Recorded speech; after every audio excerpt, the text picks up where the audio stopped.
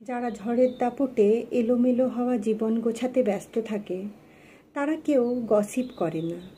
অন্যকে নিয়ে গসিপ করা, অন্যের বাড়ির খবর আর এক জায়গায় দেওয়া তারা কখনো করে না। প্রত্যেকটা মানুষের জীবনে দেখবেন একটা চাপা কষ্ট আছে।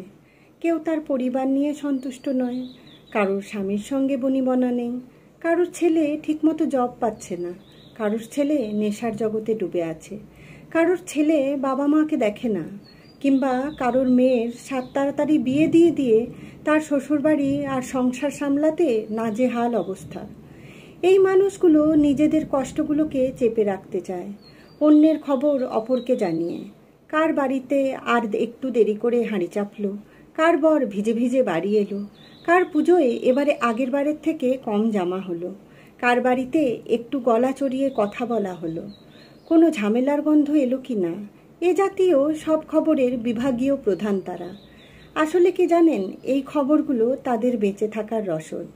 আপনার বাড়ির দরজায় একটু ধুলো জমা হলে আগে খবর পায় তারা। আপনার বাড়িতে রোববার খাসির গন্ধ ভেসে আসছে কি না সেটা তাদের আগে আপনিও বলতে পারবেন না। এই মানুষগুলোর খুব কষ্ট হয় আপনি আপনার প্রিয়জনের সাথে বা পরিবারের সাথে সময় কাটালে, কোথাও বেড়াতে গেলে, একটু ভালো মন্দ কেনাকাটা করলে। এরা তখন অন্যের কাছে একটা কিছু রং চড়ানো অর্ধসত্য কথা বলে একটু মজা পায়।